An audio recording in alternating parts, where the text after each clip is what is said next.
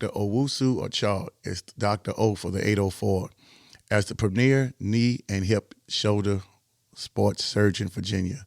I would like to remind you that health equals power. Sports build and uplift communities, nothing else can. The mission of sports medicine is to keep athletes of all ages and levels at the top of their game. Dr. O is located at Ortho, Virginia, Schrader Road office location. Appointments can be scheduled online at orthovirginia.com or by calling 804-939-6688. You can follow Dr. O on Instagram at Dr. O_ for the 804 and uplifting educational content about sports health. Hi everyone, I'm Coach Rick Stockel.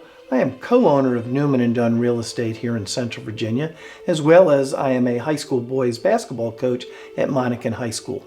I've sold over 1,300 homes here in Central Virginia, and I would love to work with you and your family in your home buying needs. I am a proud primary sponsor of Ballin in Virginia, and I hope you enjoy this show. Welcome to another episode of Ballin in VA. I want to put my arms out and say, we're back. 2025. Thank y'all for being patient. I know it's been a while. Today, I have my guest, J.R. Tucker, head coach, boys basketball coach, that is, Adam Desgain. What's up, my man? What's going on, man? Thank you for having me. I appreciate it. Man, I appreciate you reaching out because, people have been asking me, man, when I'm coming back in the studio. And it's just been a rough 2025, man, but I appreciate your patience. And, man, you're the first man up, man, so we're going to still talk some hoops, even though it may not be high school hoop season, but we're going to talk about where you started at, your season this year, and we got a whole hour, 30 minutes, and we're going to do every minute of that, man. So let's go right into it, man. So where did it all start for you? Man, I've been playing basketball competitively since I was probably 10. So started out playing the Richmond Metro days when there was only one or two AAU teams. Back in the day, it was Richmond Metro, Squires. So started out within that. Really started to take a huge liking to it and kind of falling in love with the game. Probably when I was like a freshman. Mm-hmm. I attended J.R. Tucker as well. So as like a freshman, I really started to take it pretty seriously. Started out on the JV program, like there on the JV team as a sophomore. Made the varsity team, started. Didn't really have a huge role. I mean, guys in front of me, I'm a 14, 15-year-old kid. Mm-hmm. Not really knowing a whole lot. My junior year, started to average probably 12 points a game my junior year. Started playing with a bunch of AAU. That's when kind of Team Richmond came around. I got picked up by the Boo Williams team. Okay. So we played in a state tournament. I played for Lamont Struthers. So that's really who. Shout out to Struthers, y'all. Kind of saw the potential in me because I was driving down one day a week to practice. Yep. Then going into my senior year, I played for U-Turn and Mo Carter, who that you had on. With the shout out to Mo Carter. He was an AAU coach. He saw a lot within me. So then going into my senior year, like at Tucker, I led the region again scoring, start to finish. So I see why you I mean to cut you off, but you had those two guys as coaches. I mean, it was And so I led the region in scoring my senior year, which was 2007, 2008. And I averaged, I think, when it's all said and done, 25 a game. What? So I mean, and that's like kind of in the grand scheme of things. When you look back at it, you got to have, I mean, there were some games where I scored 36. There'd be games where I'd score 12, but it all balanced out at the end of the season to average 25 a game. And I think I scored 567 points that year, was a 1,000-point scorer at Tucker. And then I went to play at Randolph-Macon College from 2008 to 2012, played for Mike Rhodes, who was at VCU, who was at Penn State. So he was my coach my freshman year, then played for Nathan Davis, who was the head coach of Bucknell. Now he's the head coach at New Hampshire. So I had a great career there, played in the Final Four in 2010. They made the NCAA tournament in 11 and 12. And I got to brag about it, but I have tied the record for most threes in a game, which is 11. that off making. The guy who got it was 11 for 11. I was 11 for 15.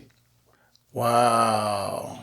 So that's the playing career, and then going from there. I mean, I knew like I wanted to be a coach. Okay. So started my coaching career at Glen Allen High School. Ryan Stein, he was a graduate of Randolph-Macon College, so he kind of got to know me while I was there. Because Glen Allen just started in 2012. So 2012, when I graduated college, that was their first year. So they had a JV team. And this is when you still had the Colonial. You had the Capital. Yep. So Glen Allen, when I got there, it was our first or second year like on varsity. But that's when you had to play the Springs twice. You had to play Verona twice. You had to play Armstrong twice. So we took our bumps and things like that. Then they finally changed it over to with the conferences. Yeah, that was region. 13. So I want to say, it's probably going to be wrong, but I think it was 2014. 2014 or 15. We won Conference 20 at Glen Allen. And that's the same year where we lost in the state semifinals. We lost to John Hanley. We played with James Madison, but we had to beat. So, I mean, that was a crazy run. We had beat Smithfield. We had to beat Booker T. Then we had to go down to that's when Booker T had Stephen Whitley. Wow. That was my game to go down and scout, because being a guy getting into coaching, they kind of sent me on the road, and I had to go down there to scout. And I was like, man, this is crazy. The environment down there in the 7-5 is crazy. 7-5 is basketball crazy. Oh, it's crazy. And then we then in the regional championship, we played IC Norcom when they had I want to say they had two really good dudes who went on to play at Division KJ, you talking about Fields? Yes. Travis Fields? Yes, Travis Fields. That's exactly who it was. KJ Wright, maybe? Yes. Is another guy. It was, one went to Radford. And yes. Yeah. So I then remember them. They were nice. They were very good. So they won 4 straight. Yes. So we lost to John Hanley in that. So I stuck KJ Wright. Yes. Stuck around Glen Allen for another 2 years. Then I went to be an assistant with James River High School with Andrew Blazer, who's now the head coach of Trinity. So kind of, I mean, he came into the program where they won 2 games the year before. When we got there, we turned it around. Then I got presented with an opportunity to come back to Tucker to be an assistant coach. Didn't know where it was going to kind of take me. And then 2018, I got a call to get inducted into the Hall of Fame. I got Tucker, and then I got then I accepted to be the head coach there. Man, you went from a player that went to play JV. Yep. And then you went to leading the region in scoring. Yeah. Hey, y'all, I just want y'all to know, kids, that he ain't do that by playing video games, because that is hard to do, man. That was a very impressive resume. Yeah. I mean, you just popped off. You just really did that. I'm going to pop out and show that. Like, you really just did that, right? I'm going to show y'all my resume. That's what you did there. That was, wow, man. Hey, Larry, I never chime in, but I attended Randolph-Macon too, and I'd seen the games.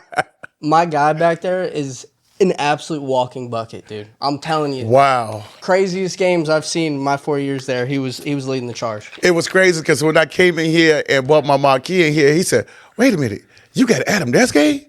Oh, man, this is sweet. Man, he was geeked when you came here. I said, all right, I'm going to be chill. And then you got approved by Kennard White. Kennard, we called him that day.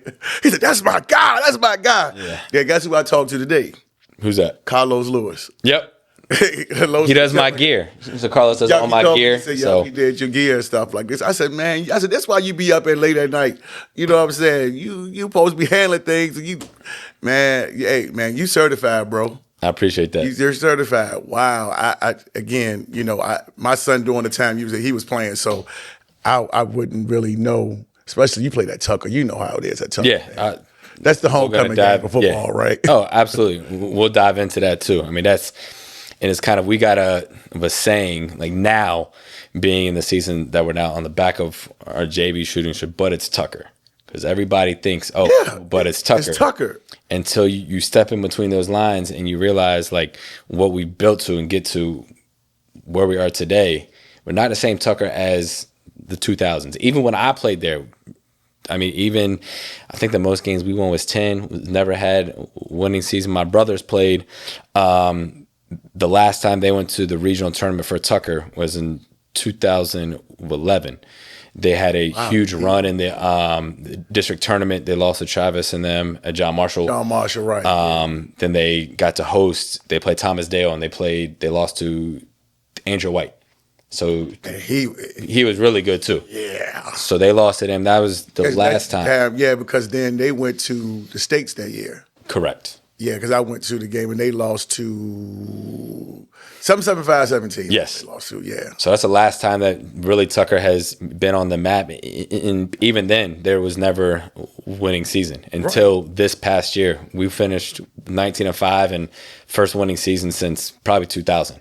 Man, how does it feel to be able to go back? And I know you didn't script it that way, to coach your alma mater, man. Like, really. Like, I always ask Harry Lee, I asked A.T. Taylor, like, how does it feel for you guys to go back and coach at your alma mater where you played? Like, yeah.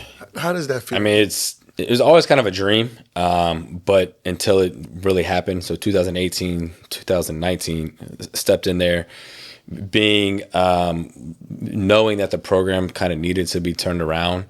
I knew I was stepping into something that was a huge challenge. Like everybody in the coaching room, they're like, why are you going there?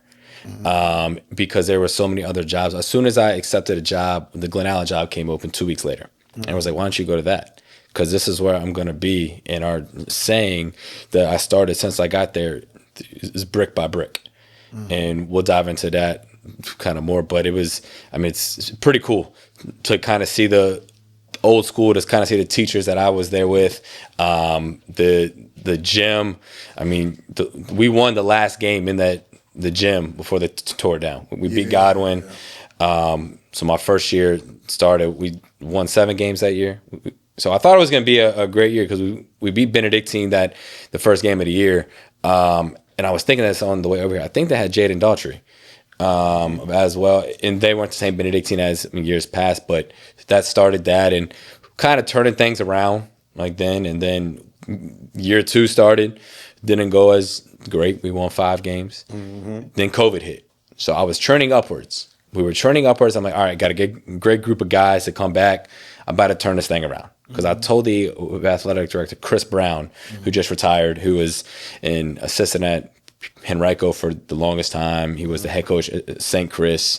I said, give me 5 years until we can kind of turn this thing around. So year 3 happened right after COVID. We went 2-22. So still like, man, what the heck is going on? Then year 4 happened, 0-24. So during that time, like you really start to think like, man, is it me? Like, am I in the wrong? Like, do I not know what I'm doing? But I had coaches constantly. I would call my college coach, Coach Rhodes, Coach Byers. Am I doing something wrong? And teams would see me play. And they're like, you just don't have the talent. You just don't have the kids that want to buy in. I can take losing. But if you don't have good kids that want to learn, it's really hard. And meanwhile, I'm still passionate on the sidelines. Like, we're 24-0, and I can't get it out of the kids. So then year 4 happened. Year 5 happened. Started 0-6, finished 8-14. So started to trend upwards, and then fast forward to now, we finished 19-5. I'm gonna tell you, this has been the quietest 19-5, and I'm gonna tell you why, which we talked the other day. But I'm gonna tell you why. It gave me some time to think. And I said, and I told you I was talking to Coach Blackwell the other day. He said, no, man, that coach had and speaking of Coach Blackwell, John Marshall, I'm speaking of, and shout out to those guys. The reason I think you were overshadowed to me, and maybe because I overlooked you, and everybody said, man, you cover the girls' side, and I do, it's because of At Lee. Yeah. Nobody saw At Lee coming. And I definitely didn't even hear about you guys. It's just like, wow, y'all went 19-5. I was like, they did? Yeah. Wow. So tell me some of the games who y'all played against this year, man. Like some of the big games. Like, did y'all play John Marsh at all? We did. So Okay. fast forward or go back to year 5. Our last game of the year, we just missed the playoffs. Okay. So we're going into their place. The thing about me, and you'll see like how passionate I am on the sidelines, and I still play now. So like if you see me on the court now, you're like, man, I hate that guy. But as soon as I get off the court, they're like, oh man, he's a really nice guy. That. That's how I coach. Right. So like I'm trying to go at you. So we're playing John Marshall. Is their senior night. Dominic Bailey, Red Thompson.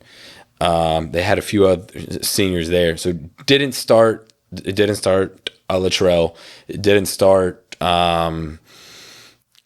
But you had Rose? Rose, didn't start him. So they start kind of some of their other seniors, and we settled in. So we got up first quarter, we're up 12. Guys just like, all right, it's just basketball. Let's just go play. Fast forward, they put everybody else into the game. We're still there. We end up going into halftime up 14. And my phone is blowing up. I keep my phone away, and I check it like, like what? Everybody's like, man, they about to pull this off. They about to pull the upset, blah, blah, blah. So then we go into the third quarter, kind of back and forth into it. It almost had like it was 16 versus 1 seed in the NCAA tournament. This was at John Marshall. It was at John Marshall the night they got their rings. Really? Really was trying to show off y'all. Huh? So we just realized, let's go hoop. Like, this is our Super Bowl because we didn't make the playoffs that year. And within the third quarter, kind of back and forth, they foul out Donnell Douglas, who I'll go into, who is a senior this year, first team All-Region guy. Okay. They foul him out with like 3 minutes to go in the third quarter.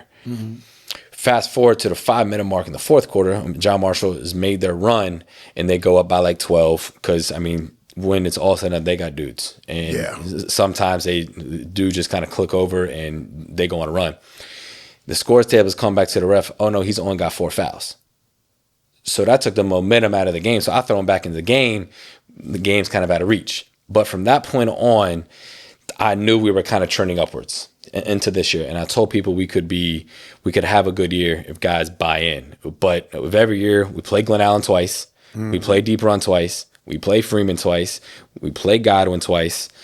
We play John Marshall as well. We played TJ twice. So we played Glen Allen first game of the year. Had never won at their place in school history. Shout out to Coach Manton too. I mean, they've done a really good job over there, and he's done a great job of getting those guys to the regional tournament with semifinal state tournaments.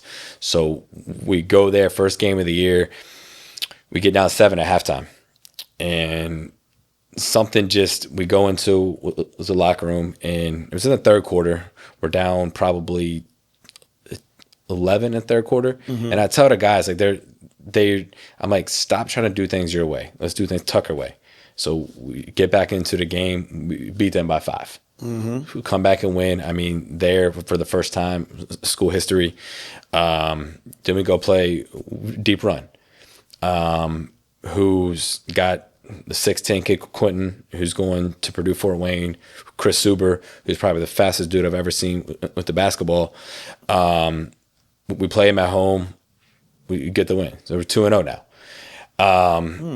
So we start 2-0, find ways to win. Kind of fast forward, we beat Godwin the next week. And then, so we go into Christmas break 8-0. And so now people are starting to kind of talk about us. And I've heard this from multiple people, and we won't say any names, but everybody kept coming up to people I know. It's like, you guys don't play anybody. You don't play anybody. You're 8-0. I'm like, I'm playing the people that are on my schedule. Of course, in years past, people want to play us because we've been so bad. So I can't help it that Maggie Walker still wants to play us twice because they beat us when I went 0-24. They beat us. Yeah, you were really bad. So we were really bad when they beat us. So we fast forward, we go to 10-0. So now people still kind of talking like, oh, you guys still don't play anybody. And so we get to 10-0, and mind you, that's right before we get to 10-0, we play Glen Allen at home. We kind of had that one circled. We just didn't show up at all. They beat the brakes off us. They beat us by like 25. Had a guy hurt, Deion Douglas. He's a junior. He was out. He got hurt. And then we played somebody else. And then we played Hermitage again. We dropped that one. So we go to 11-2 and then beat Freeman. So we're sitting with 13-2 and the region rankings come out. We're first. It's like us, Albemarle, then Bird. I forget who was 4. Godwin. Yeah. So we're trying to fight because Bird is really good. And I never forget, we fast forward. I think we're 15-2 at the time, and we're playing a deep run towards the end of the season. Never in my life would I expect Bird High School to be in the stands scouting Tucker. Oh, yeah, you're right about that. Because one thing about Coach Troy, shout out to Troy, Chris and Marlon Lancaster and them, if you good, they coming to your game. Yeah. You best believe that. So, yeah, you must have been making waves if they come out to your game. So we get them, and we're trying to follow it there and go on because we're chasing Albemarle. We're trying to stay in a perfect world because Albemarle and Bird are really good. Yeah, I mean, 2 really good programs that have gone to the regional championship, have gone to the state tournaments. So battles. Yeah. So I'm trying to win to get the 1 seed, stay out. We dropped some games. We lost a Godwin that kind of hurt late within the year, and then we played John Marshall last game of the year. Back and forth game again. It was a 2-point game in the second quarter, about 4 minutes, 30 seconds left in the second quarter. And the next thing you know, I'm like, if we're going to lose to them hitting step back threes. And Latrell hit 2 step back threes in front of me. You can't do and that. Troy got hot. Then Aiden got hot. So that was the last game with the regular season. So we finished the regular season 18-4. 18-4, and we get the number 2 seed. We're going into the regional tournament. Wow. 18-4 from J.R. Tucker. And you said, when was the last time? You said 2000. So we did some research because even when I played in the teams, there was no winning season. They're always like 10-14, 10-12. But I think the last winning season, I got a text from Chris Brown. He said the most wins in Tucker history was 21. So we're sitting 18-4. So I'm like, oh man, I got a chance to do this. So the last time there's been a winning season at Tucker was in probably 2000. I don't even remember that, but okay. Well, we'll take you at your word. Could have been before that. But that's kind of when, 19 wins is the 3rd most in school history. That is very impressive. And it's all because, we've got a motto. It's called Brick by Brick. Mm-hmm. And it's on the back of our shooting shirts. And it's funny, every coach I see now, they would start to say it. And I took that from Josh Merkel, who's the head coach at Randolph-Macon, who is my assistant coach, who's won a national championship, who's won lots of games. And eventually when you lay a foundation, because you got to do it brick by brick, you're never going to get to a whole house just in 1 year. Right. It took us 5 years just to build that foundation. In year 6, we slowly start to build the first story. Wow. Man, let me tell you something, man. That it is so impressive because I think when you talked with last week. Yeah.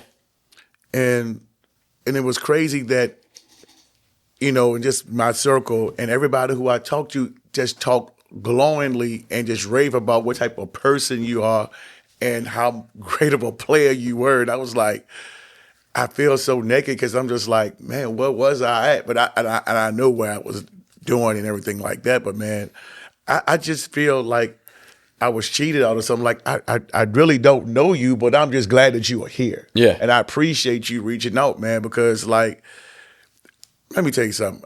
I'll be 51 this year. When I think of J.R. Tucker, I think about Tim Legler, okay? Yeah. ESPN Tim Legler. Yeah. That was 87. Yeah. I don't think about Tucker when it comes to basketball. I don't think about Tucker when it actually comes to anything, really. Yeah. And you've changed the program. You got a new school. that should, put some fire in there. Now people like, okay, we got new school stuff like this. Now we want to, what I think I saw in our end zone. It was the school on, what is it? The Palace on Parham. Yeah, the Palace on Parham. Yeah. Yeah, I thought that was neat.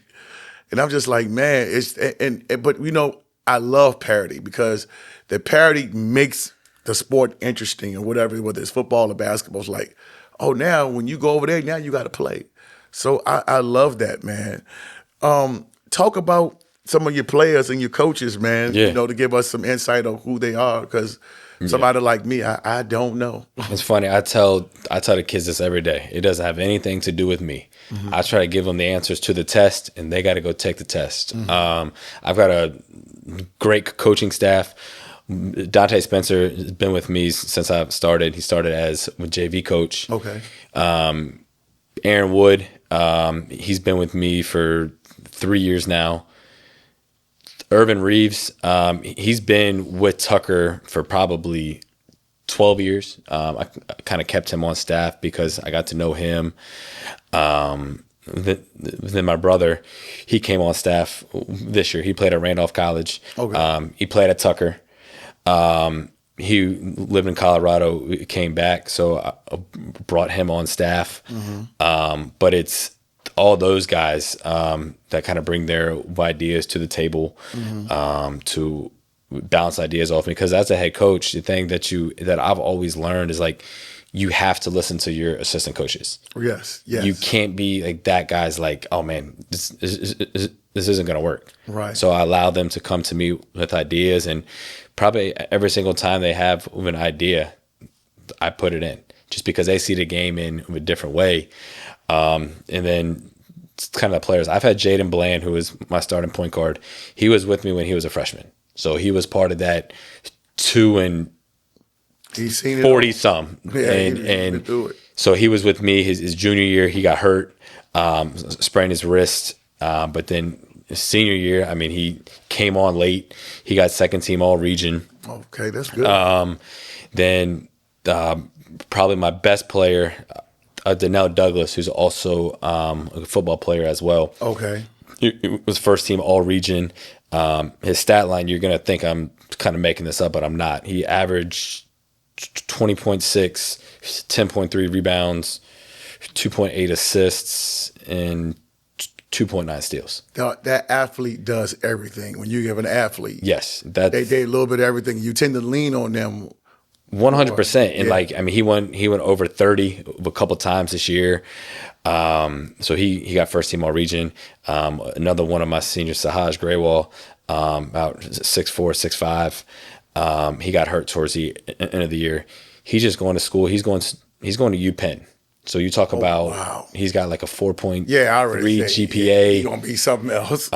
So he was very vital on us. Jalen Heister, he's a volleyball player. He's going to college to play volleyball. Okay. And you had Deion Douglas, who's a junior, who will be back. The only returner that I'm going to bring back. Colby Goldstone, who, funny, he put in his time. Deion Douglas got hurt, and I threw him into the game against Freeman. Guarantee you he was not on Freeman's scouting report. He had 5 threes, and that's the reason why we won that game. Another guy, Caleb Woodson, he played a lot for us. So that's really 7 guys. I had a backup center. Unfortunately, he failed off the team. So that was he would have been a huge part. Then when guys got hurt, I was literally going into games playing 5 people. There was one point because I had 2 guys hurt. I didn't feel comfortable enough to bring those bench guys in because they hadn't played all year, because we would play 7, 8 guys. And at this point in the season, you're just trying to find ways to win. So like it's not pretty like at times, but I'd rather take a win than a loss. Absolutely. I couldn't even. I mean, this is in you. People still don't. They're not going to understand how we're 19-5. Probably the second half of the year, I could barely practice as far as get up and down because I didn't have enough guys that were healthy. I had 5 guys that were healthy. That's crazy. I mean, I had to bring in some college guys that I play with, some guys that I play with in adult league to get us some good practices. Like if you did, and I joke with my staff, if you did a 30 for 30 on the behind the scenes stuff of Tucker basketball, you'd be like, how are they 19-5? Yeah, because I was just ready to ask you that. Like, how?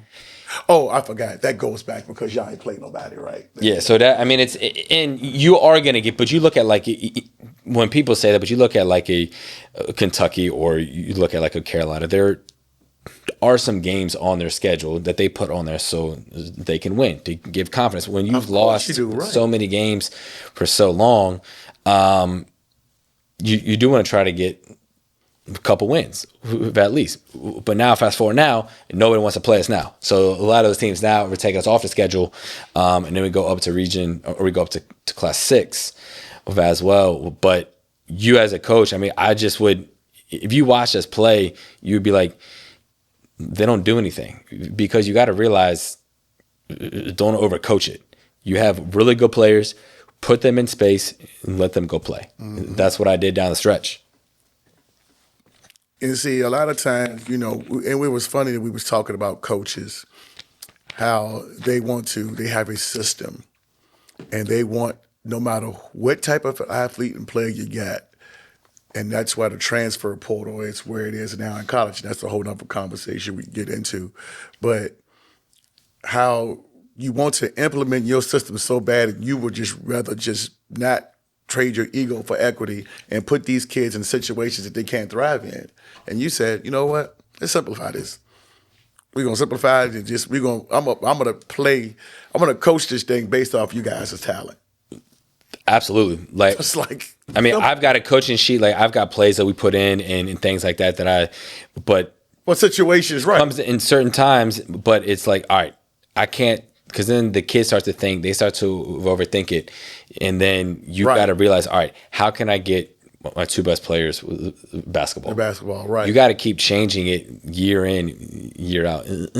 Unless you're a team that constantly is going to run the flex, things like that. But for me, like, you got to learn from other coaches. I mean, I do this every year. I go on Twitter, I go on Instagram, I find the favorite sets that colleges run, the favorite sets that the pros run. And I have like a list probably this big, and then I'll go through them at the end of the year. Okay, I think this could work for me. Mm-hmm. This is not going to work. I'll throw things out that didn't work this year. Mm-hmm. I'll keep things that kind of did work.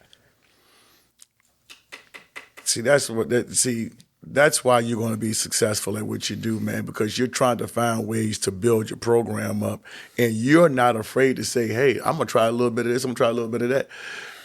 We as men sometimes can be so prideful when it comes to things, and we can kind of block our own blessings when we, just say, hey, man, I need help. You're just like, I'm trying to do something, but I may not know how to get it done. So let me just try X, Y, and Z, or I'll call this person. Let me try this and see what works. And just here on air with me, you sit up here and tell people, hey, man, I went to this X, Y, and Z. Hey, bruh, you're going to be okay, man. I'm really saying that because, like, you were not afraid to just say why you failed and why you succeeded. Yeah. We need more people to be like that. I wonder, I don't know. I mean, it is really prideful. I mean, coming from where I played, ran off Macon College, where I won 92 games in 40 years, played in the Final Four, got a conference championship, played 3 NCAA tournaments. My previous stops as an assistant coaches were super successful. And then you kind of fast forward to where I was at now. I could have easily left. Like, there was, people would constantly be like, why are you still there? Yeah. Like, why are you still there? I said, I'm going to turn it around. I kept telling myself that. And I told my wife that, and she,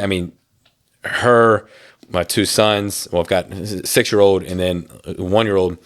She literally, when we went 0-34, she came to every single game. I was going to say. And for her to tell me that it's not you, because she's straight up. I play in adult leagues now, and she'll tell me if I suck. Like, if I miss a free throw, she'll be like, you suck today. Okay. So she keeps it honest. And shout for somebody, out to your wife, man. And to have a support of her, my family, and things like that, like, that's the reason why I kept going. I was like, it's eventually going to get there. And they would laugh about it. They're like, it's not going to get there. So then, like, in year 5, we start 0-6, and I'm like, here we go again. Exactly. The guy's hurt. I mean, we beat Maggie Walker for the first win. And like, for me, it was just like, oh man, and the kids they're not excited though, because they haven't won in so long. Right. You just won't. It's just like when you're stressed, like when you see your player struggling. Yeah. And they go 0 for 5, make their first 5 jump shots, and then they go down and and go to a layup, and they roll the layup. He's like, you know what? Let's just try to just see the ball go in the bucket. And once you see the ball go in the bucket, maybe that'll get them going. Let me get them some easy, simple shots. Yeah. Okay, instead of shooting a jumper, let me get you down on the block, run a play for you. Okay, all right, you got 4 points now. Now it's the same way. Okay, we beat Maggie Walker. Okay, we got to win. Okay, all right, we're playing. Then we play Prince George. Right. Down at their place. 2 guys hurt. Right. It was. They ain't been good in a while. It was ugly. I mean, they were at the bottom, kind of with us. Though. Yeah, kind of with us. We get that win. So now we're at 2. Then we play in our Ralph Crockett Holiday Classic. This is last year. We get 2 wins in that. So now we won 4 straight. Now we're sitting 4 and 6, and now I'm like, okay, all right. It's all slowly starting to come together. Starting to believe a little bit. We pick up some wins. Year 5, we're in the playoff hunt. So like in the second half of the season, we're in the playoff hunt. We're trying to fight for that last spot. Lose some games that were close. But then I'm like, all right, with the work that these guys have put into, the amount of time that my assistant coaches put into, I think we're going to be okay. And I told myself going into year 6, I said, I've got a chance to be pretty special. That's what I told people, and I would just kind of leave it at that. But it depended upon them buying in and them coming to practice every day, them being able to compete. And here we are now. Well, shout out to your team and your coaching staff, man, for turning this thing around. Because, like I said, most would have just left and went somewhere else. And like I said, you're able, you guys moving to a new school, new situations, maybe feel good, brand new gymnasium. We can do some things, Let me ask you a question. We'll go back into talk. I want to ask you about these new classifications. Yeah. Because I know you mentioned that you said that you was kind of in distance. Now, let me ask you this question. If we was in the old system now, would you be able to qualify? Not this year, but maybe the previous years. I mean, Richmond basketball is really, really good. Mm-hmm. So the old way they used to do it when I played was the single A, double A, triple A. Right. So if you make it to the semifinals of your district tournament, you qualify for the regional tournament. Right. So then you're putting 16 teams in the regional tournament. Yeah. And then you're taking your top 4 to state, things like that. I mean, you'd have to go through a lot of powerhouses. I mean, look at this year. I mean, you've got John Marshall, state champ. You've got Atlee, state champ. You've got Verina, who played in state championship game. You got Hopewell. Mm-hmm. You still got your Highland Springs, your Glen Allens, your Godwins, your Birds, your James Rivers, your Birds. I mean, you talk about like it be pretty competitive, but it be fun too, because it's all like in the game basketball. It could be anybody's night. It's all about a matchup. Would you? Well, no, I ain't gonna put you on the spot. I'm not gonna. No, go ahead. Go ahead. Say, would you like to see the old system come back, or which system do you like better, the new or the old? So I mean, I've only been coaching as of a head coach in the new system. Mm-hmm. But you played in the old. But I played with the old system, because I mean, if you go back to the old system, you've got people. I mean, you really can't help a school size and people complaining about only a certain amount of kids go to this school, blah, blah, blah. Right. They're just playing who's in front of them. Right. Back to where people say we don't play anybody. I'm just playing who is on my schedule. It's on my schedule, right. So, I mean, I think if you go back to it, I mean, I think you let everybody get into the tournament. Because another thing, too, in Region 5 is it's straight win percentage. That's how you get into the regional tournament. Mm-hmm. So you do have to kind of be strategic on how you play these games. Right. Because there's 17 teams in Region 5, or it could be 15. They only take top 8. Mm-hmm. So you got to get in. So you got to make sure that you qualify. Right.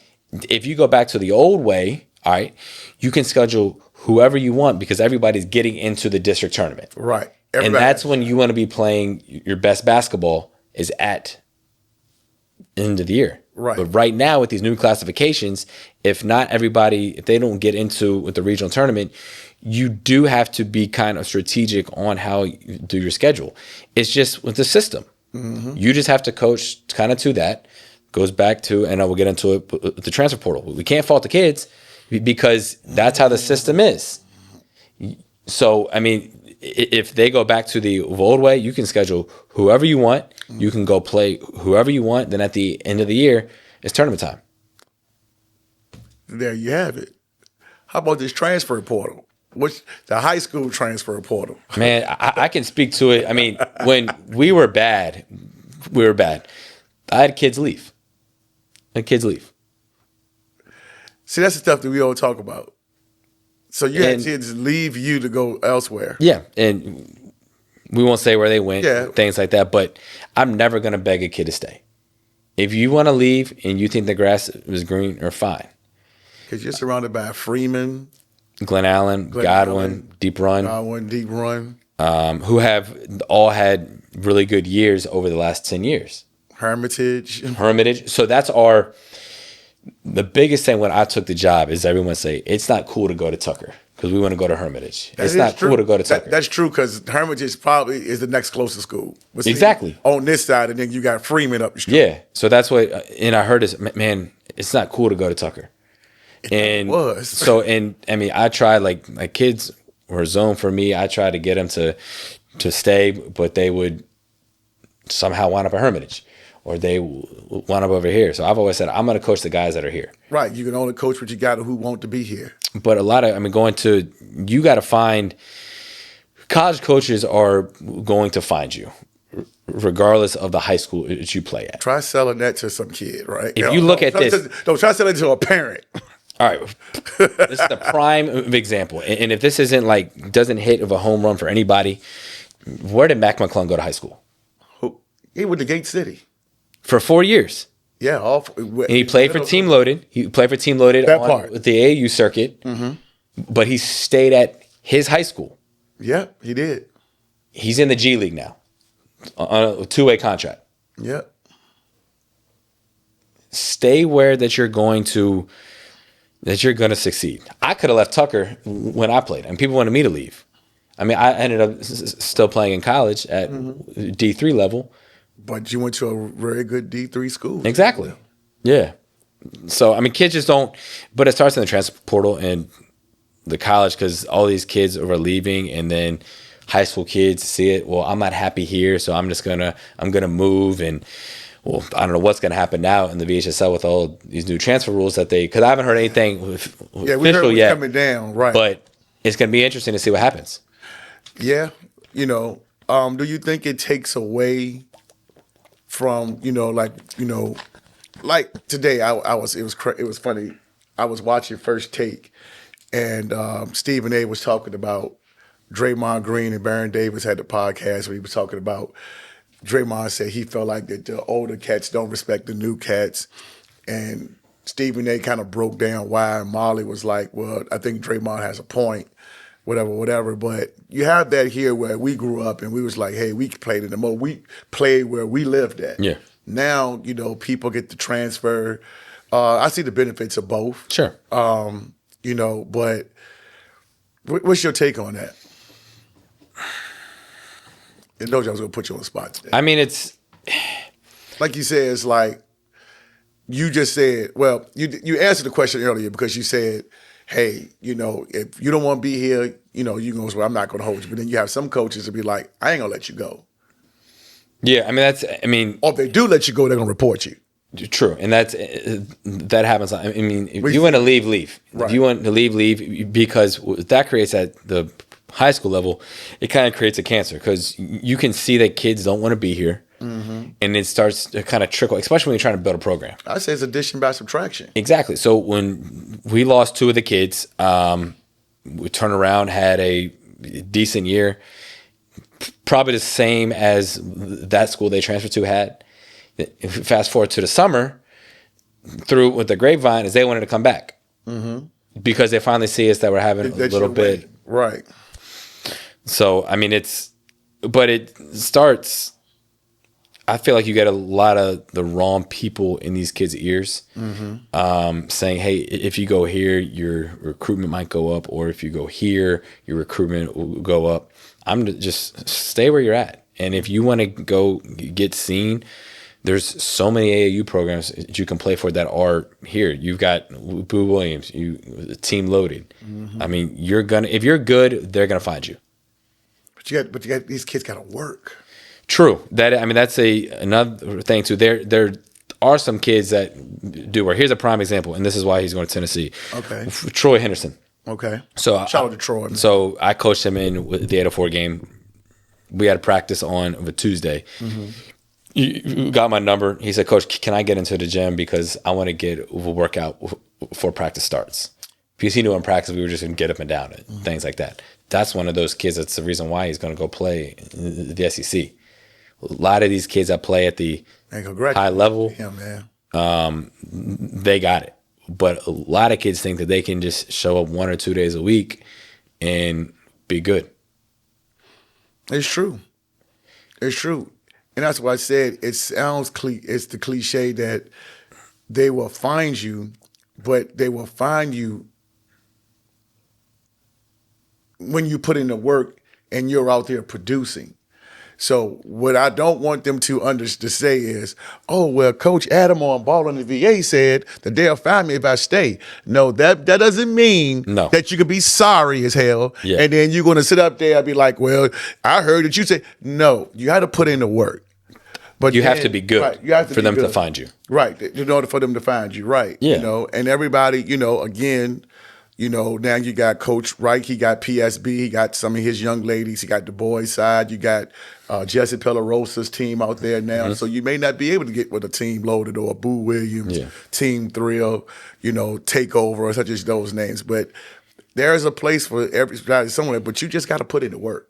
Yes. So I see the benefit of both. Yeah, absolutely. I see the benefit of both. Absolutely. So I would just say with the resources that we have now that we had then, see back then, there was only 3 teams, or 2 teams really. You had Boo and you had Squires. Yeah. So and then you had Metro. Yep. Yeah. So it's like, okay, you had to work. You had a guy that might have been dropping 15, 16 a game, but guess what? He was on the bronze team on the Navy, lucky to get silver. Yeah. Yeah. So back then we had to compete and we were going outside and playing against each other.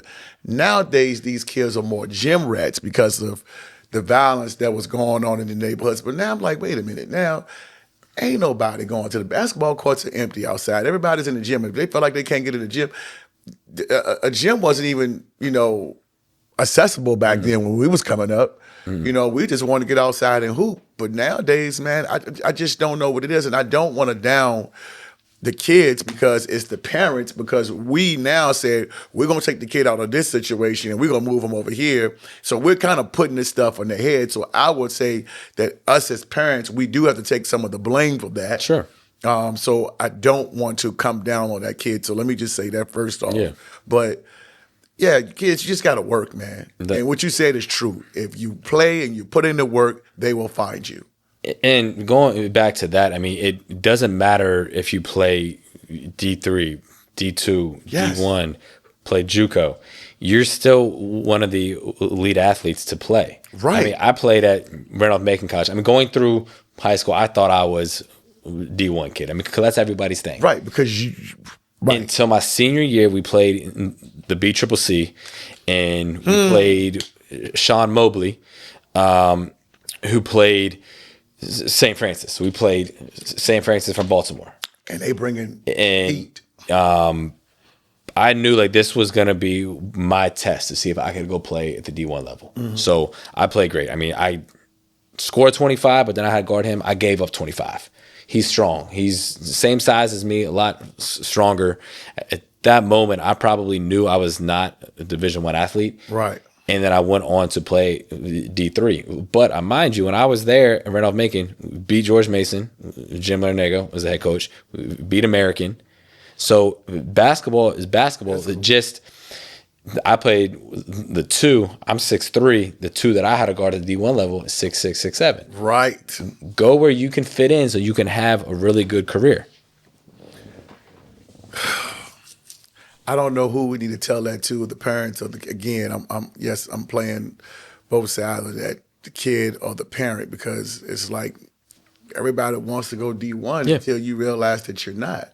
And like you said, and I miss the old days where we just bring it, like you go over to the Triple C over there, Benedictine, and Benedictine will bring these teams in. You really get to see I think we need more of that, because if we can bring some elite teams in there, I know John Marshall have the coaches for Cure. They try to bring some teams in and stuff like that. We'll try to participate. But if we can do more of that, I think maybe it will kind of help these kids to understand where you're really at. But when you're playing a regular schedule, like you said, and you think you're putting up some big numbers, and then you decide to go, and then really you don't really get to see that until you get to AAU. Yeah. And then AAU, it depends on who you're playing, because sometimes everybody can go to Pittsburgh, right? Yeah. But guess what? You might not be in the gym that the coaches are in. Yeah, yeah. You might be playing over there down the street of their school over there where ain't nobody over there. Absolutely. So again, like you said, it's just I would like to see if we can incorporate some of that here, so then they could be more prepared by the time AAU gets here. But then that goes back to the whole thing of you got to be really careful how you schedule. Right, because back the point. So back then when I was a senior, like at Tucker, we played BCCC. It didn't matter. So we played them. The second night we played Bishop McNamara. Close game. I mean, I still think I scored in the 20s, but they had 6'10", 6'11". Yeah. All right. So they can recruit their kids. Then the third game we played Penn Charter, where Sean Singletary went to school. Right. And I scored 36 that game. And my claim to fame on that one is the all-tournament team, which I made, Brad Burgess, Ed Davis, those guys, and I scored the most points in the tournament, being a non-athletic white guy who was going to go play D3 level. D3 level, right. There was some studs. Yeah, so that was, but it goes back to, you can't really play in those tournaments unless you know that you for sure can get a win. And you don't know what can happen in the game of basketball. And in the way that the classification is set up, going back to what you said, now everybody's asking, we're going to make our schedule ahead of time, and they're saying, because each classification is different. Yes, correct. Like Class 4 is crazy stupid. Everybody gets into the regional tournament, though. Right.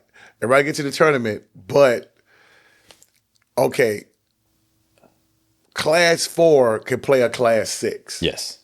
Right. And if you play a Class 6, you may get 5, let's say, just say 5 points. Yeah. You play a private school, you may get a half a point. So they're like, well, I don't want to play them. Yeah. Then if you lose, if you are a 6 and you lose to a 4, I don't want to play this. It's going to hurt my ratings, and I want to get a home game. And it's more political now than it ever was, man. And it's taking the fun out of the game. Yeah. Let's just say last night, man, I was talking to my homeboys today, and I talked to my son this morning, and I said, did you watch the McDonald's game last night? He said, no. And I talked to my homeboy because his daughter played in it. She played in the girls' game, and shout out to my boy Willie Brooks. And he went to go see his daughter play, and I said, hey, man, how was the boys' game? He said, man, we left right before halftime. When have you ever seen the product? And I don't want to say, I had to catch myself, man, because I don't want anybody calling me and telling me that. I don't feel like cussing nobody the fuck out. But no, I'm just going to go ahead and say it. I mean, the product is down. It's not where it used to be. And my son was just saying that just from his perspective, he was just looking at just saying, hey, there's nobody that really kind of wowed me. It's like all the guys kind of are the same. There was nobody who can kind of like, you could see that was kind of separated, or that was kind of maybe a transcended the next level. And you get that in some classes and stuff like that. But the girls' game was exciting from the beginning to the end. Yeah. And I'll even be honest with you, and I'll go to say this. And if somebody have a problem with me saying it, it's so be it. But it's no disrespect. It's just what it was. The 804 All-Star game. I left at halftime. Yeah. I did at the boys game. Yeah. I left. We were up because I coached the North team. We were up 35 at one point. Listen. I was enjoying it when Rose and Will Hopkins was throwing alley-oops to each other. It was fun. Then, of course, you got to sub them out and bring some other people in. I'm not trying to be funny, man, but I guess when you come from an era when you seen good basketball, these kids, and again, it's not an indictment on these kids. Again, the only indictment is if you say that you're a basketball player, if you want to be good at it, you need to work. Yeah. So I'm not going to apologize for that. Now, am I going to indict you for saying that you're the reason why it's bad? I'm not going to do that. That would be unfair. But if you are the ones that's walking around saying that you're good and you think you like this, then yeah, I am talking towards you, because if you think that you're good, then you come out here and you're stinking it up. Most of the kids, you're playing in the 804 All-Star game because you're a senior and you're halfway decent. Yeah. So we're going to try to get everybody in it to participate. But everybody left. Yeah. I think it's the All-Star game too, going back to the boys game, because I watched probably the first or second quarter of it. It wasn't really that, but if you go back and you watch like their practices, and you watch like the kind of behind the scenes stuff, they're going a lot. They're kind of competing a lot more. Right? And then you get out there on the national stage in the McDonald's game, even with the 804 game too. I mean, the All-Star games are great, but even the NBA game, guys don't really compete as hard as they would. There, right? As they would if, hey, we're going to play here and this is a state championship game. Great point. So they're trying to compete like at the McDonald's game, like they were going at it like behind the scenes practices and scrimmages. And then you get to the game where they've been playing against each other for 3-4 days already. And they tired. They ready to get out of there. They ready to get out of there. We just, and it does. You're right. It starts there because the NBA guys is like, the product is like, it used to be like we're going to kind of coast at the end of the fourth quarter. Again, we're going to compete. Yeah. But now you don't even see that. So it's like the Pro Bowl, NFL Pro Bowl. Yeah. That's a joke. Yeah. You know what I'm saying? So it's like it meant something. So I don't know. Because do I want to say it's driven because of the sponsorship and they're trying to drive money? I don't know what killed. I just don't know. But NFL, we know there's going to always be great because they're always changing stuff during the regular season to make this season interesting. Yeah. But, I don't know, man. I don't know. I'm just hoping that we could be a part of the change. But I'm glad that what you're doing at Tucker is now saying, hey, we just not a pusher. We're not a walk over the park. Now we hope to get games. You have a fan here now. So definitely I will be at the game. I appreciate that. Support you, man. I definitely would do that. Once I know, I know. But I'm balling in the VA, but I'm everywhere, but I ain't everywhere. Yeah. So I just appreciate you asking me to be a part of this, to come on the show. I got a question for you. You're moving up to Class 6. Yes. You and LC Bird. Yep. Talk about that. You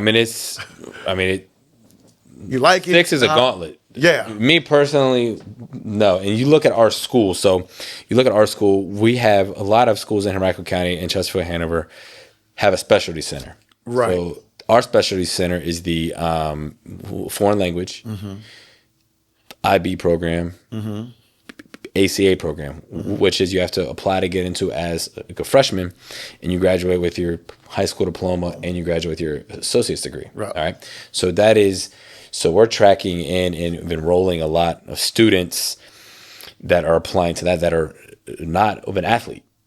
So it's driving up. So we're at the top. It's driving up. Meanwhile, let's take the football team. They maybe got 40 dudes.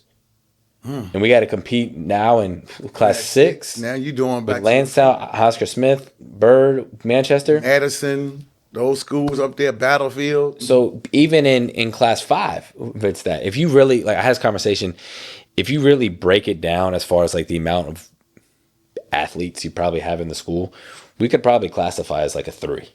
Because on the basketball team, I maybe cut one dude. And our JV team has done a great job. They went 12-3 this year. Dante Preston is in his second year as being with a JV coach. And so I've got some dudes coming up. So he cut some because your 9th and 10th graders think that they're good and you got a lot. But outside of that, your footballs, your basketballs, there are a lot of other sports that are going to go benefit from being in 6. because they might not be as good in it's like boys soccer, girls soccer, baseball, softball. But in 6 for your girls basketball, boys basketball, your football is a gauntlet. I mean, you look at it's Oscar Smith, Lansdowne, Byrd, us, Manchester, Thomasdale, Western Branch, Grassfield, and there's one more.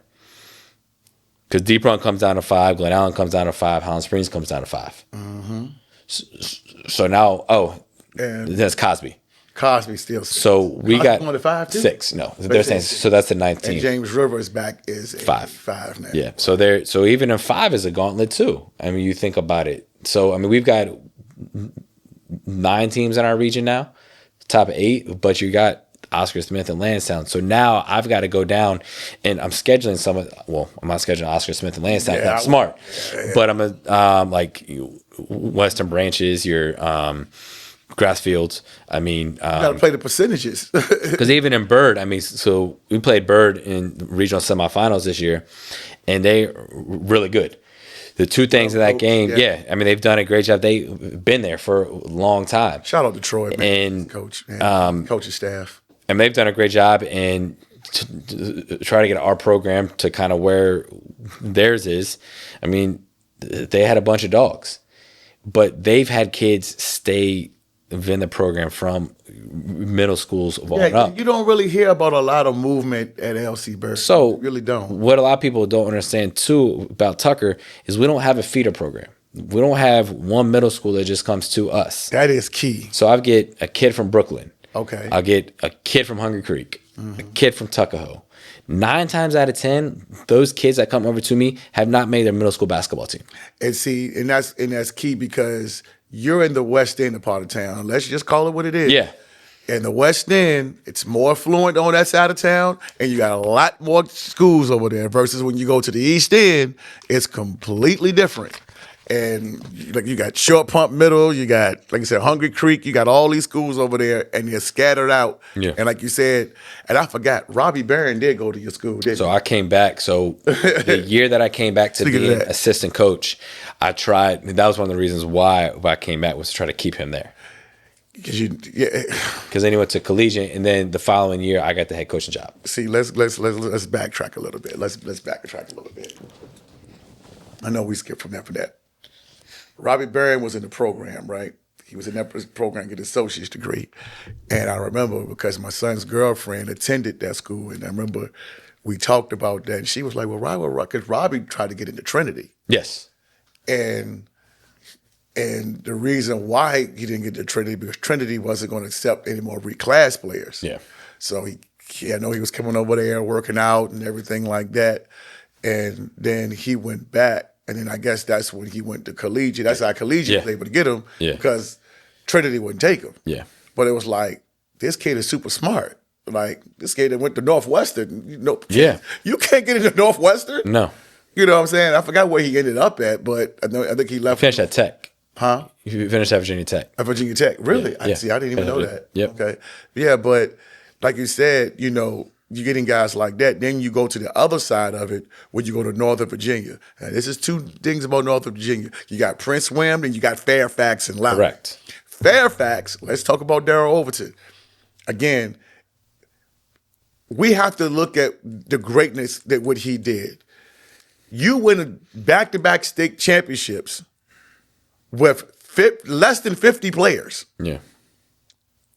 And 1 year you beat Highland Springs, who was the best football team in the past 10 years in the state of Virginia. So, like you said, what I would like to know is, it seemed to be down-statewide. What do you think that these kids are not participating in sports as much anymore? I don't have an answer. I don't even know, even have an idea to why, but it seems like it's, like I said, it's just not a you thing, but it's just like, man, we could give a bunch of examples, but I'm not going to touch a couple of them. But it's crazy. Yeah. I mean, because you look at, even like I kept 12 guys on our basketball team this year. Our JV kept 15. Your football team's got 30, 40 guys. I don't know if it's just kids don't want to play sports anymore, or they realize that, hey, I'm not good. I haven't put the time in, so I'm not going to go out here and embarrass myself. Mm-hmm. I don't know if that has anything to do with it. I don't know if, I mean, schools are overcrowded anyways. So that's why they've made all these other schools. So prime example, where I grew up off Springfield Road, which Costco. Yeah, exactly. So we're Costco. And that neighborhood where I grew up in was at Tucker. It's nice. Open Glen Allen up, you take everybody in my neighborhood and you go over there. Hermitage. So when they build these new schools and things like that, you're redoing the lines. You're pulling a bunch of different kids from different places and going. That line is crazy. You're right, because Springfield Road. Yeah. Okay, you got the apartments that's right there on the right behind the. Yes. On that same side where the 7-Eleven used to be or Yep. is, I don't know. I forgot the name of the apartments. And then you got on the other side, you got the houses over there. So like you say, right, that is J.R. Tucker. But then you go further down the street, you got Hermitage. Yep. Yeah. So they don't have a line to where they're redoing them all the time. Like they even tossed around the idea of redoing them again, but it'll be a couple years because we've got there was an article somewhere that how overcrowded Tucker is. Based upon the amount of kids that are getting into the special centers, right, and the programs and things like that. You can't fault the kids that do want to go in and get your associate's degree and your high school diploma. Go get your master in 4 years. 4 years, right. But to get an athlete to do that, you got to tell the kid as of an 8th grader, you need to apply to come to this program. He might not want to do that. He doesn't know. His friends are going to this school over here. They can't get in and go to Tucker to get into that program, and we all want to stay together. So that's a battle that I fight. Right. So that means that you're going to have to win, and you're going to have to be very impressive, when you win in order to even have a shot at this particular kid, to convince this kid, hey, I mean, yeah, because the whole transfer thing now, I hate to say it, you guys are going to be going to a lot of middle school games. But for me, it's like, all right, so I've got to go to AAU games? 6 different middle schools. So I got to go to, so let's take, for instance, Atlee, who had a great year. Shout out to the coaches, man. Coach Axel can go right next door, can go to Chickahominy Middle School. Right. Can tell that coach, hey, this is what I want you guys to do so that they're ready to come play for me at the high school level. It makes it so much easier. I can't do that. I can't go to Brooklyn, Hungry Creek, Holman, wherever and say, hey, I need you guys to do this. Where not gonna do that. 95% of their team is not coming to Tucker. Right.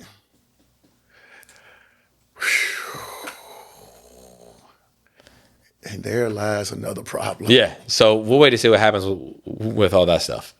Well, what it cures it all, man. And you're right now on, the path to making things better. Like I said, doing a 19-5, that's very impressive, man. It's very impressive.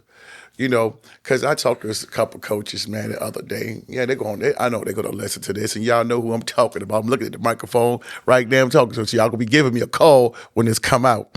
But they said, if you had Latrell Armand would come over there, you would probably win the state championship. What you got to say about that? They're probably right. I mean, he's one of the best players in the country. At the high school level, you really need 1 or 2 really good players. Yes. And then you need of everybody else in your team to be a really good role player. Mm-hmm. And I keep saying this because who just won a state championship, Coach Axel. If you have seen Atlee play this year, okay, and I told him this in the fall when I heard Will was going to go there, I said, they're going to win the state championship. Wow. Here's why. Will is really good. Will Hopkins is really good. His son Knox is really good. The kid Connor Wilcox, who is up and coming, is really good. That kid is special. But, all right, so if outside of those 3, go look at everybody else on their roster. You have the 6'5" kid who's going to Duke to play baseball. Right. The kid who's going, another kid's going to go play D1 lacrosse. Role players that buy into their role that are really good. Yeah, so give me Latrell with the guys that I have. Of course, I think I could win a state championship. See, I like the way you said that. It's cool. My pushback to them was for what you just said. you have to have a chemistry with these guys. Sure. We've seen where we thrown guys on to teams. They were like, okay, man, you could just throw Jordan on a team and you're going to win. Not necessarily, you know what I'm saying? But I get the point.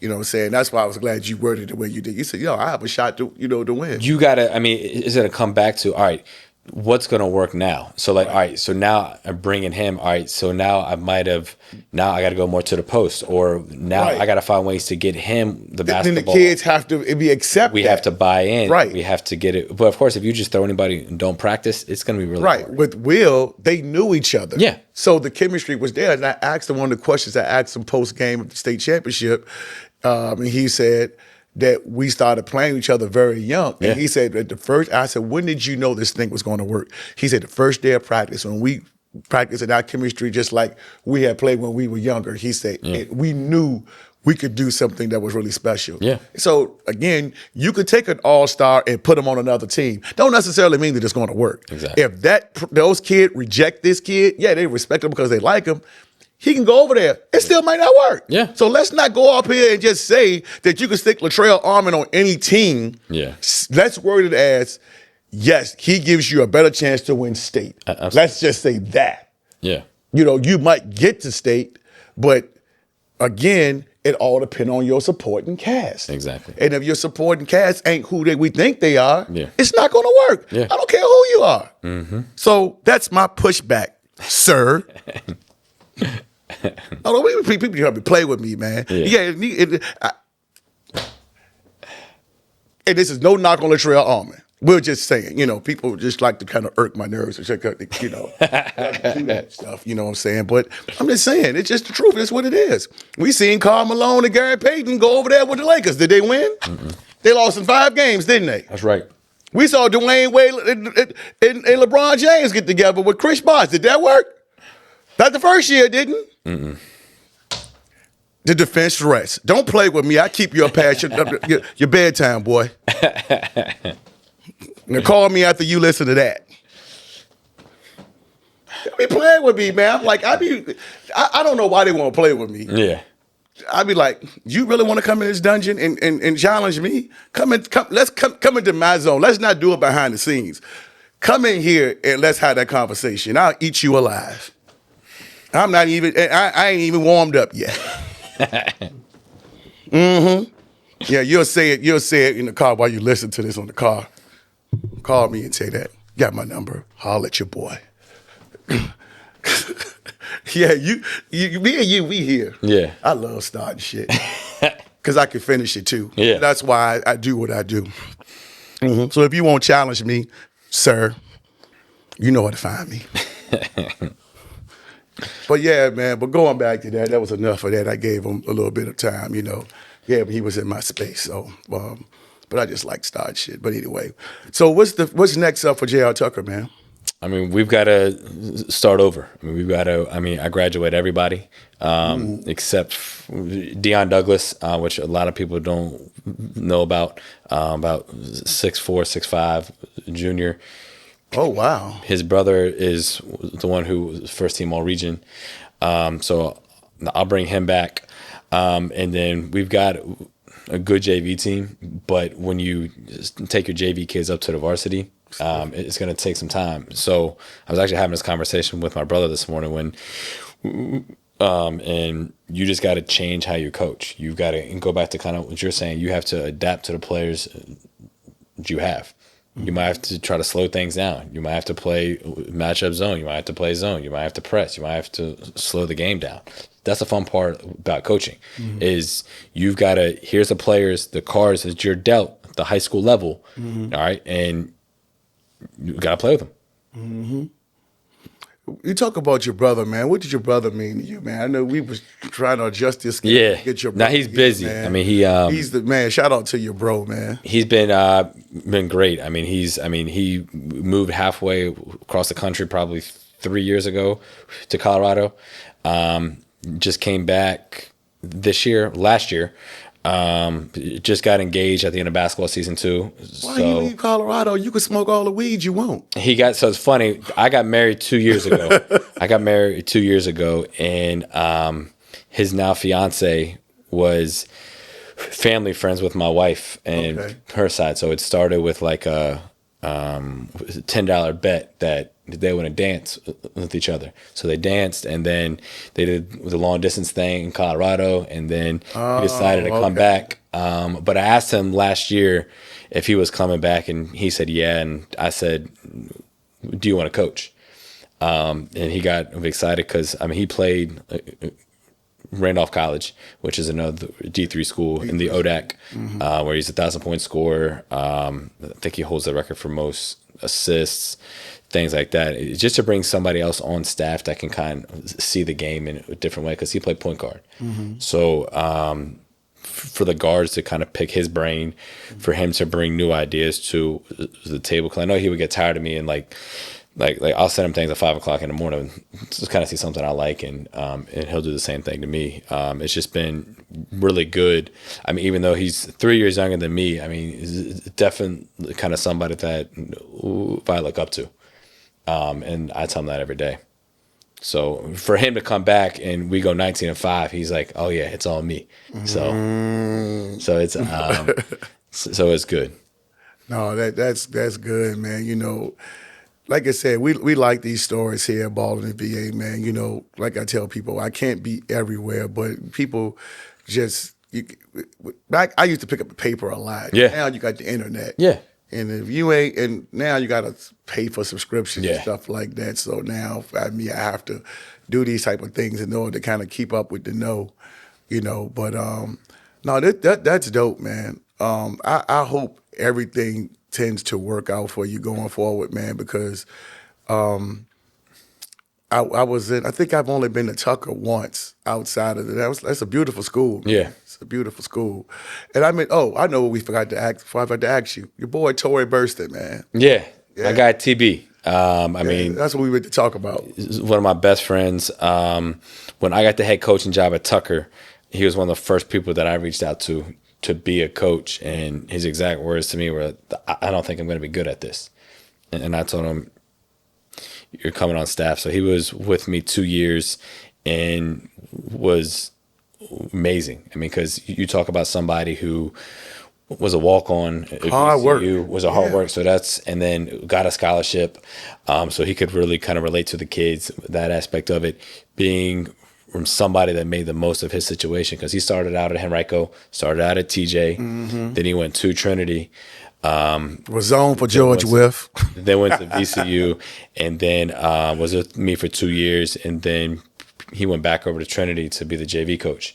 We still talk every day. We play against each other in men's leagues. We play on the same team, so he's definitely my guy. Yeah, man, his story was interesting, and y'all can go check that out. That was I was on the Chitlin circuit. He was one of the guys that supported me when I was on the Chitlin circuit, when all I had was a computer and a phone, and we did a great interview with that, and I learned a lot about him. And like I said, this guy walked on and he worked his way up. You on the floor, playing against guys. What was the guy? He plays for the New Orleans. The guy went to Duke, skinny guy. Tall guy. Brandon Ingram, yeah. You on the floor against those guys like that. And that's why I said, man, that's why I can see where you guys click, because you guys, you work hard. You say, hey, I'm not athletic, but I can shoot. Torrey, he can score, but again, he's small. He'll tell you this too. We play in adult leagues and we still have that competitive fire. Like, if I step in between those lines now, I'm coming at you. Like, I'm gonna talk shit. I can see. I played. Because I like to play. I played in the Townsville League this year up in Charlottesville, just to kind of see what it's like. It's competitive. They gave me a nickname John B the first day that I walked up there. So that kind of stuck. But so me and TV joke around about that. But we both have that competitive fire, and when we step in between the lines, like, I'm trying to kill you, regardless if it's playing or coaching. But then when I get off the court, you got to be a gentleman. Man, you're a very likable guy. Zach, you were right, man. You told me, he said, man, he is so cool. Man, I see why everybody like you. Everybody like you. You got to get to know me, though, because if you just see me coach and you see the fire and stuff that I had, I'll never forget. We played deep run this year, and it's quiet. Kid, he supposed to guard of a shooter. He let him bang 3 straight threes. So I called timeout. I raised my voice. The gym's quiet. So this lady across from us is like, "They're just kids. Don't yell at him, blah, blah, blah, blah, blah." So I just smile at her. And from that point on, the kid didn't score again. Let me tell you something. It's those negative Nancy's like that. You know, those entitled Esthers that always be the one they want to come over here and talk about, you know, you can't do. That's what's wrong with the game. Yeah. You know, matter of fact, I had another parent that called and said, you know, and I won't even say it was boys or girls side, but I'll just say that it was recent. And the parent got mad because their child took up for one of their children, one for their teammate, because the opposing person who was going to a Division I college said something to this particular person. And the parent was like, yeah, my child had to go over there defend this person because I didn't like what the person said. You know, this person is going to such and such institution. Such and such institution is not going to take that. Like, be quiet. Like, when you in between the lines, like, you much don't watch basketball or football because you could hear them talking trash to each other. Yeah. But after the game, it's all love. Yeah. And sometimes parents, you can kill the love for the game for that particular kid because this is what get me. And we're going to leave on this. This is what get me. In today's time, it is way softer than when we came up. Yeah. You know, even like you still was in AAA, so you already know what you had to deal with back then. You talking about the Booker T's and like I said, you know, back then, the Scotty Reynolds and all of those guys who played during your time. Like, you played against some dogs. So why, parents, just shut up. Yeah. That's what, I'm going to tell you, that's the biggest problem. That's the reason why I know I don't coach anymore. Because I can't deal with the parents. So if you want to call me sensitive or sensey, call me whatever you want to call me. Because I can't deal with today's parent. I know I can't. I'd have been ejected. I'd have probably been kicked out of schools, around the VHSL by now. Because I'd probably have cussed some goddamn parent out. I'd probably flick them off, tell them, F them. Because I'm just like, they're ruining the game. We didn't have parent involvement game out there. Because a lot of times the parent had to work. Yeah. So let me holler at Kennard or, hey, little Tommy, could I catch a ride with you? You know, of course, you're the best player of the team. Of course, you can ride with me. I could come to school, be seen with the best player of the team. You know what I'm saying? It's just too much parent involvement. That's why a lot of times you go to these top private schools or these top high schools and stuff like that, you know, if you have a coach that kind of block out the noise, but then you have some schools that the coach let the prisoners run the prison. Mm-hmm. And that's when you start having problems. And then, you know, the teams that are expected to win don't win. So I applaud you, bro. Man, hey, man, I like that. You ain't got no problem with me. So, hey, if you had to pay a fine, man, you know, hey, I pay that fine. No, it's just a passion thing. I mean, it's just because passionate about Tucker, kind of passionate about basketball. Oh, the game, right. About the game. Like, I mean, I get amped up when we were 0-24. I'm still on the sideline. We 24. But people would see that. And it tries to go to, like, especially with this year, like, we won a regional champion or the regional first round game. And the first time school history, my 6-year-old son, he comes to every game, sits at the end of the bench, and I got so excited, like I picked him up, yelled like in his face, and I was excited. He started crying because he thought I was mad at him. But like that's just with passion. And then people say like, "Oh man, this guy is psycho." I'm like, no, I just want to win. People that crazy. Bad. People crazy. Yeah. That's what's wrong with it. It's too much people involvement. People crazy, people stupid. Yep. And the people that don't understand, get out of our game. Yes. You don't belong there. Yep. You always trying to bring this patty cake stuff in here to make the game soft. Well, you can't do that. The problem is when they start making 9th, 7th, 8th, and 9th, 10, oh, we got to acknowledge them here. We can't leave anybody out. It's that George Bush, no child left behind crap. They sit up here and say, well, we got to pass him, even though he's dumb as a bitch, but we're going to go ahead and pass him any damn way. Like, he's stupid. Mm-hmm. If you want to ban me for what I said. I said, your kid dumb. So if your kid's stupid, his ass or her ass need to stay back, get the lesson, and so that way then we can go out here in the real world, because when you out here in the real world, ain't no friends, ain't nobody that's gonna kick it with. The world is the world, and they ain't gonna apologize for what they out here in this world. So let's stop trying to, everybody is not on the same level. Everybody can't be MVP. Everybody can't get a first place trophy. That's when because we start worrying about that. Go outside the country. Go outside of America. I know I'm getting political. Go outside the country. Go on over to overseas and see how much participation trophies you get then. You know, it's just, we in this Western civilized, we've become so spoiled and so entitled. Trust me, I love the country. We're the most freest country in the world. Love it. But we got our issues too. You know what I'm saying? And it's just ruining the game. And the game that we once loved, it's changed, and I'm okay with the change. But we got to stop this.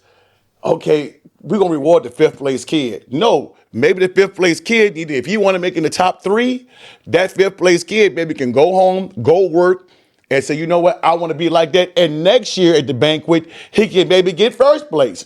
Try that. That's what's going on. And if you're one of those parents that I'm talking about that probably subscribe to me, if you feel like that you don't want to follow me anymore, fine with me. In the words of Sophia, I said fine with me with the color purple. I'm cool with that. I frankly don't give a shit because I'm talking about you. So enough of that. That was my rant. I mean, that's it. And last thing, I try to teach with a game of life kind of through basketball. Yeah. I mean, it's so funny. Every kid that I've coached, like I'll see them down and they'll be, hey, coach, I wish I would have paid attention to you. I wish what you were telling me now that I'm 5 years graduated now was exactly right. So that's all I'm trying to do, is trying to teach a game of life through basketball, because life's not fair, and we all know that. And that's what I try to explain to kids, that it is not fair. I'm just trying to help you as a stepping stone to get into life, to learn some of these examples of hard work, things like that. And trust me, you're exactly right. We need more coaches like you. I look at Dominique, the kid, the point guard at Verona this year. I can't think of his last name. I should know because I know his dad. And we interviewed him after the state championship game, and we asked him, said, one of the, I think it was maybe Savannah at the time, Dispatcher, she said, hey, Dominique, she said, well, how do you feel? Maybe somebody else. And they said, what did you learn by coming over to Verona? And he said, what I learned this year was beyond basketball. I learned how to be a man. And then he went into detail on what that was about. You sitting there with Coach Boone, one of the most decorated coaches we'd had within the last 5 or 6 years with the championships he's won and accomplishments that he's won, helped building that program over there at Verona, which was started by Coach Lacey, in the most recent years. And that's what I'm saying. So what you said, Coach Adam, keep doing what you're doing, bro. I appreciate it. Keep doing what you're doing. You got my support. I appreciate and if anybody don't like it, then tough that. But I appreciate I feel like that I've known you for a long time, man, and I see the passion in what you're doing, man. So just, and you said Coach Blackwell had told you that you was doing a very good job as well, when you lost to John Marshall. And that's what we need, more people like that to say, hey, man, yeah, we might have went upside your head a couple times with this score, man, but no, keep doing what you're doing, bro. Because again, that's respect. Most people don't do that. So yeah, So anything else you got? Any shout outs you got? I already said my angry black man rant already. So that was good. No, I think that the biggest thing for the reason where I'm at is just the amount of people I have in my corner. I mean, my wife, my wife's family, my brothers, my parents. Tucker High School, Chris Brown, who hired me 5 years ago. I was 28 when I got the job. Just of everybody for not giving up on me, because I was never going to give up on them. So, and that's just kind of the thing I carry with me every day. Hey, man, keep doing what you're doing. Don't change it. Anything you change for the better, to improve self, and your program, man. So today, y'all, we had Coach Adam, man. I appreciate y'all. Look, we about to roll out. I appreciate everybody for being patient. This podcast will be out in the next couple of days, but I need y'all to like, subscribe. And I'm not talking about the people who don't like me, because I just told y'all to unsubscribe if you don't like me. But the people who love me, keep subscribing. That's how we keep the lights on up in this piece, and we out. I appreciate y'all watching the episode again today, y'all. You know, go over, make sure that y'all check out my man, rickstockel.com for any of your home buying needs. Appreciate it. Thanks again.